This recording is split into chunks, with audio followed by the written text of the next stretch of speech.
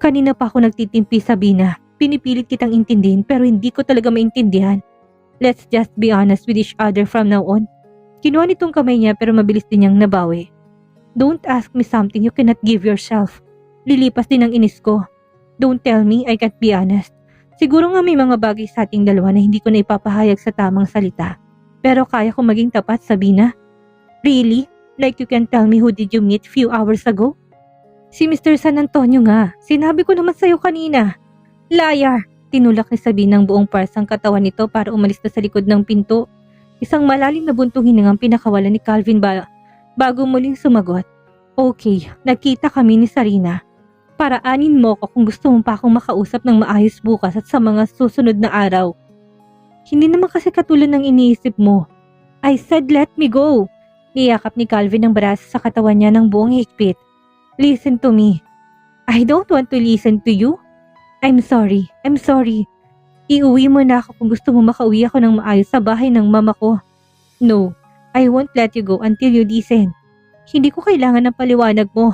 Patakbo si Sabina na lumabas sa pinto ng kondo. Nang mabuksan niya yun, mabuti na lang nakabukas kagad ang elevator dahil may mga taong lumabas doon. Hindi siya nahabol ni Calvin pero narinig pa niyang pagtawag nito sa pangalan niya. Kagad siya nakasakay ng taxi. Pinigil niya ng sarili na umiyak. Lahat ng galit sa dibdib niya ay iniipon niyang lahat para magkaroon na siya ng dahilan para iwanan si Calvin. Nagulat si Sabina nang kinabukasan ay narinig niya ang boses ni Sarina habang nasa silid siya at naghahanda sa pagpasok sa opisina. Nagmadali siyang bumaba dahil baka bigla itong umakyat. Hindi pa rin ito alam ang tungkol kay Jace at hindi pa rin niya gustong ipaalam sa kapatid. Sarina, oh hi! It's nice to see you, Sabina. Paakyat ito sa hagdan pero sinalubong niya na tinatak ito pababa. You're so early. Anong ginagawa mo dito? Inaayos ko ng paglilipat kay JD sa ospital na malapit dito. Babalik na ako dito sa bahay at babalik na rin ako sa kumpanya. Babalik ka na? Dumagungdong ang dibdib niya sa kaba. Yes. Where is Patricia? Gising na bang anak ko? Natutulog pa. Biglang sumikip ang dibdib ni Sabina sa kaisipang babalik ng kakambal niya at babawiin na nito ang mga trabahong inako niya pansamantala. Ito naman talagang hinihintay niya noon pa pero ngayon tumututol ang dibdib niya at gusto niyang umiyak. Sa susunod na buwan pang nakatakda niyang alis nila ni Jace. Pero mapapaaga pa yata at hindi niya alam kung dapat niyang ikatuwa ang pagbabalik ni Sarina ngayon. Mawawala na sa kanyang responsibilidad pero kasabay din na mawawalan lahat ng taong mahalaga sa kanya. Tuloy-tuloy ito sa kwarto ni Patricia habang siya'y nakaabang sa silid niya. Hindi naman pumapasok sa kwarto niyang kakambal kung wala naman itong kailangan sa kanya. Noon nag-aaway kasi sila kapag ginagalaw nitong maayos niyang mga gamit. Karga nitong anak nang lumabas sa silid. Paulit-ulit nitong hinalikan na halatang sabik na sabik din kay Patricia, kahit siya ay naluluha sa pagkikita ng mag-ina. Sino nagbabantay kay JD sa ospital? Binayaran kay isang nurse na naka-off duty na sa ospital, pero hindi ako pwedeng magtagal dahil malayo din ang biyahe ko hanggang Cavite. Bakit bigla yata ang desisyon mo na bumalik? Ang tagal na kitang kinukulit ngayon ka lang nagpakita. Iniipit ako ni Calvin. Kung gusto niyang bumalik ako sa kumpanya, fine. Malapit nang ilabas si JD sa ospital. Dito na kami tutuloy sa bahay at kapag may mag-alaga na sa kanya, pwede na akong bumalik sa Ortega. Nasaan ba si Manang? Bakit dalawa na lang ang katulong? Nagpaalam na hindi na siya pwedeng magtrabaho. Hindi ko naman pwedeng pigilan. Bakit hindi ka naghanap ng kapalit? Sino nag-aalaga kay Patricia kung dalawa lang sila? Naalagaan naman siya. Ako nagluluto sa almusal. Sabado at Linggo lang sila pwedeng maglaba kapag nandito ako. Pinapagod mo pang sarili mo, Sabina. Kayang-kayang bayaran ni Calvin kahit na 10 katulong. Iaasa mo ba talaga kay Calvin lahat? Kaya ko nga siya pinakasalan, hindi ba? I married him for convenience. Eh di sana natupad kong pangarap kong maging stewardess. Isang buntong hininga na lang pinakawala ni Sabina. Nang magkitang mama si Sarina ay nagyakapan ng mga ito. Hindi niya maalala kung niyakap man lang siya ng mama niya nung dumating siya galing sa Canada. Pero anumang pait ang nararamdaman niya ngayon ay walang-wala pa rin sa pait na nararamdaman niya tuwing maiisip na kailangan niyang humiwalay kay Calvin. Kung babalik ka na sa kumpanya, kailangan ko nang i-turn over sa yung mga naiwan kong trabaho. Ibilin mo na lang kay Lindsay. I have 5 assistants. Hindi na pwedeng ganun, Sarina. Mabilis niyang putol sa sasabihin nito. Hindi pwedeng lahat iasa mo sa empleyado. Paano mo makikita kung maayos ang kalagayan ng kumpanya kung iasa mo lahat sa kanila? Abay, kailangan nila magtrabaho ng maayos. Calvin knows how to hire efficient employees. Kaya pala ilang taon na hindi kumikita ng maayos ang kumpanya. So, it wasn't my fault. Bakit parang ako sinisisi mo? Hindi na si Sabina sumagot. Walang silbing makipagtalo pa kay Sarina. Nangihinayang lang sana siya na simulan niya ang trabahong nagpaangat muli sa kumpanya. Pero bahala na si Calvin at Sarina. Kung anong desisyon ng mga to, aalis na lang siya ulit sa Pilipinas. Sa susunod na linggo ka na babalik dito, Sarina, nakangiting wika ng mama niya. Sa mata pa lang nito'y sigurado siyang gustong-gusto nito na bumalik ng paborito nitong anak. Yes, ma. Aayusin ko ng paglabas ni JD sa ospital ngayong linggo para makauwi na kami dito. I'm sure Patricia loves to see her baby brother. Mabuti naman, anak. Nag-aalala ko kapag wala ka dito sa bahay. Nagkausap na ba kayo ni Calvin? Yes, we saw each other last night. Hindi sana ni Sabina gustong pakinggan ang sinasabi ni Sarina, pero kung aakyat siya sa silid ay baka sumunod lang ito. Kanina pa niya hinihiling na umalis na kaagad si Sarina dahil baka magising na si Jace. Nakahinga siya ng maluwag na makita nagpapaalam na si Sarina sa anak. Sinamahan niya ito hanggang sa labas ng pinto. Is that your car? Marahang siyang tumango. Ngayon lang may nagtanong sa kanya kung kanyang BMW at hindi niya alam ang isasagot. Hindi maniniwala si Sarina na kumpanyang may sagot ng kotse niya dahil paluginay na dumating siya. Hiniram ko lang para hindi ko kailangan mag-taxi araw-araw. Ibabalik ko din sa may-ari kapag bumalik na kami sa Canada. Okay, I have to go.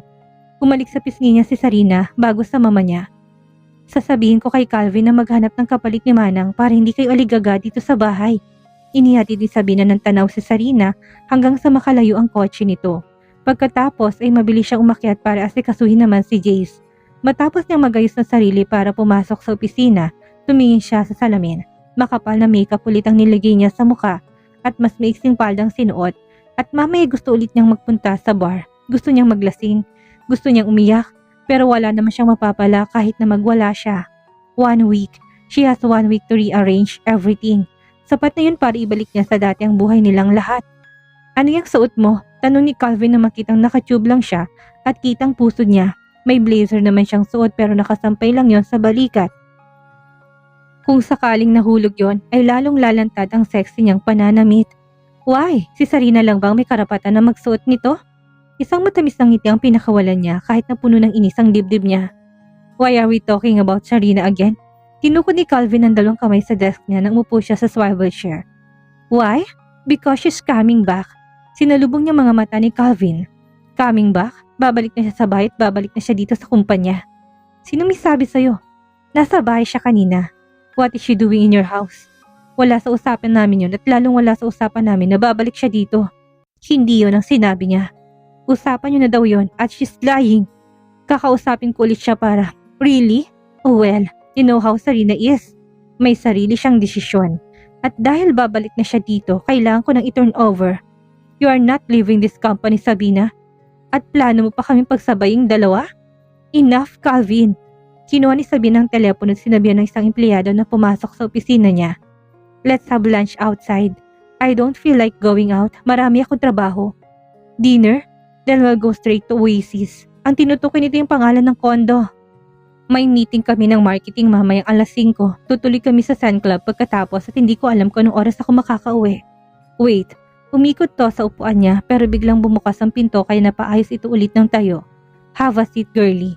Inayos niyang pagkakaupo sa upuan na tinarap ang empleyado. We will have a meeting by 4 o'clock before you meet the marketing team. Bili naman ni Calvin bago umalis sa opisina ni Sabina. Hindi siya sumagot. Kailangan niya makahanap mamaya ng pagkakabalahan para hindi sila magkausap ni Calvin.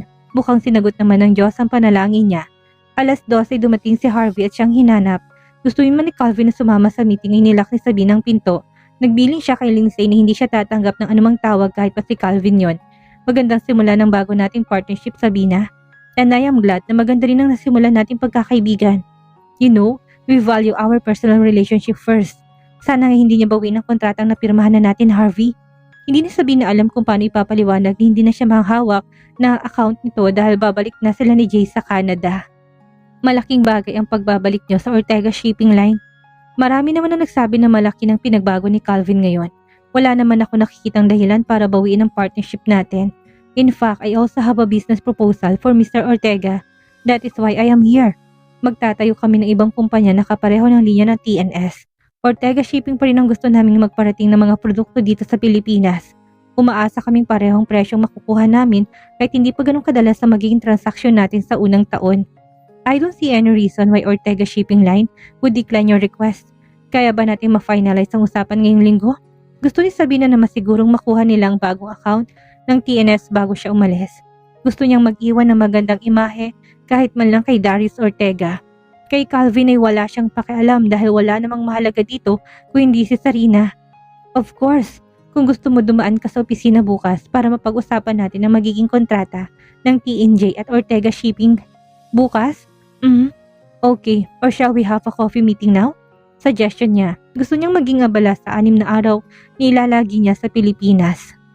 Kanina ay naisingit niya na ang pagbili ng ticket nila ni Jace pabalik sa Canada. That's a brilliant idea. It's my treat. Kaagad na sabi ni Sabina nagbili ng ilang trabaho kay Alfred at Lindsay dahil aalis siya ng maaga. Paglabas nila ni Harvey sa opisina ay nakatayo pala si Calvin sa gilid ng cubicle ni Lindsay na naghihintay lang sa pagbukas niya ng pinto. Saan kayo pupunta? Nakakunot ang noon itong nakatingin niya dala ang blazer niya ngayon. Lumalapat ang kamay ng lalaki sa balat niya. Sabina invited me for a coffee date. Si Harvey ang sumagot kay Calvin. Mula sa pagkunot ng noy umiwas ang mata nito. Lumunok din ito dahil nakita niya ang paggalaw ng Adam's apple ni Calvin. Okay, mabilis tong tumalikod at bumalik sa sarili nitong opisina. Lumakad na siya patungo sa elevator habang nakasunod naman si Harvey. Pagkatapos ng meeting ni Sabina kay Harvey, ay nakapag-bitter meeting naman siya sa mga ahente ng Ortega Shipping. Kinalimutan niyang tungkol kay Calvin. Sa ibang club sila tumuli ni Alfred pagkatapos. Uminom siya, nagsayaw pero hindi siya nagpakalasing. Hindi niya sisirain ang sarili niya dahil lang sa pagkabigo niya kay Calvin. I've enjoyed so much tonight. Akala ko malayong katangian mo kay Sarina. Nung una ka kasing pumasok sa opisina, napakatahimik mo. Parang hirap mong i-approach. Do you like Sarina better? Hindi niya sabi na maiwasong kumparang sarili. Hindi niya gustong ni-insecure siya dahil kapatid niya si Sarina. Kakambal, nagkarugtong ang puso nila na napupunan pa lang sila ng mama niya. Masayahin kasi si Sarina at palagi nakikipagbiruan sa amin noon. Kasama rin namin siyang gumigimik sa mga club. Sila lang naman ni Calvin ang hindi magkasundo. Nobody wants his wife to be dating different men. Pero dahil matigas ang ulo ni Sarina, hindi niya masupil. Regardless, however, hindi pa rin naman niya matiis hanggang ngayon. Dinaan ni Sabina sa birong sinabi, "Kumusta na bang dalawang yon? Bakit hindi na bumalik si Sarina sa opisina?" That's the privilege of being the CEO's wife. Bakit pa nga naman siya magtatrabaho? Kaya nga sila kumukuha ng empleyadong pasasahurin, hindi ba? Kung sa bagay, noon pa man gustong-gusto na ni Sarinang makarating kung saan-saang lugar sa buong mundo. Marami na sigurong nalibot yon ngayon, kaya hindi niya naisipang magtrabaho. Hindi niya tinamang iniisip ni Alfred. Babalik na rin naman si Sarina at magpapakabida ulit sa opisina. Katulad ng dati, wala namang nakakaalala sa kanya dahil nandyan na uli si Sarina na gusto ng lahat. Hanggang makauwi si Sabina sa bahay ng mama niya, hindi niya pinansin ang mga tawag at mensahe ni Calvin. 40 tawag at 40 mensaheng pinadala nito na hindi niya binasa kahit na isa. "Ma'am Sabina, nariyan ho si Sir Calvin." Kagad siyang bumangon at inayos ang anak na natutulog pa. Karga ito ng katulong para dalhin sa kabilang kwarto. "Pinapasok niyo na?" "Nasa gate pa lang ho at bumubusina." Mabuti na lang talaga alis tong mga katulong. Wala pang 6:00 ng umaga at magkakape pa lang dapat siya. Pero siguradong hindi niya pagsagot sa mga tawag at text nito ang dahilan kung bakit napasugod si Calvin sa bahay ng mama niya ng ganito kaaga. Kakausapin pa lang niya dapat ang mama niya na babalik na sila ni Jay sa Canada. Hindi niya nahintayin pa ang pagbabalik ni Sarina dahil ayaw niya biglang sugurin to ni Calvin kapag nalaman na meron na silang anak. Kapag nagkahinala pa si Sarina na may relasyon sila at nagwawala, ito'y mapapahiya siya sa lahat ng tao. Masisira pang relasyon nilang magkapatid. Kunwari nasa komedor siya at nagkakape. Abalang katulong sa pagluto ng almusal habang ang mama niya ay tulog pa rin.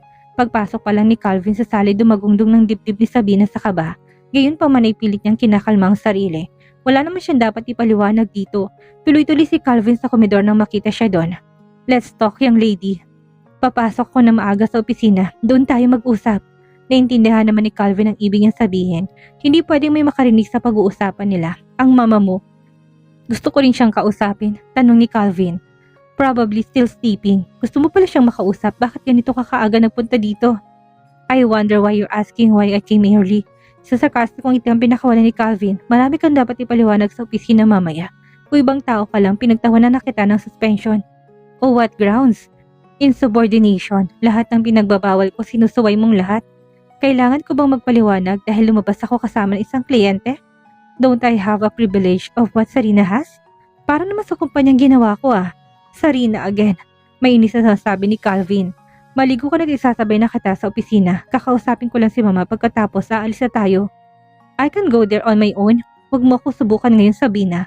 Kagabi pa ubos ang pasensya ko sa'yo. Sigurado siyang hindi to nagbibiro kaya lumakad siya papunta sa silid niya. Sa ikalawang palapag, kinakabahan siya dahil maliligo pa lang siya, tintayin niya siya ni Calvin habang inihintay din ito na magising ang mama niya. Baka magising ng maaga si Jace at magkamali ang katulong na ilabas ito na silid. Hindi pwede ngayon pa matuklasan ni Calvin ang tungkol sa anak nila. Wala pang 5 minuto ay tapos sa Sabina na maligo. Mabilisan din ang bihis niya at nagpa siyang ibaba na siyang magsusuklay at mag-aayos ng sarili. Nasa hagdan pa lang siya, naririnig niya ng boses ni Calvin na kausap ang mama niya sa labas ng pinto ng silid ng ina. I am giving her what she wants, mama. Kung gusto niyang bumalik dito, bumalik siya. Pero hindi na siya pwedeng bumalik sa kumpanya dahil hindi na siya tatanggapin ni Papa.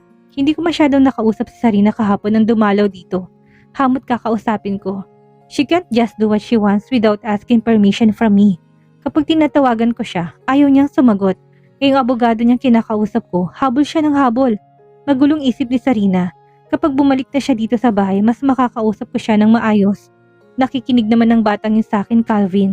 Pero sana'y bigyan mo siya ng pagkakataon na magbago. Kahit na anong paliwanag ko kay Papa na nagbago na si Sarina, hindi nila gustong tanggapin sa kumpanya, Mama.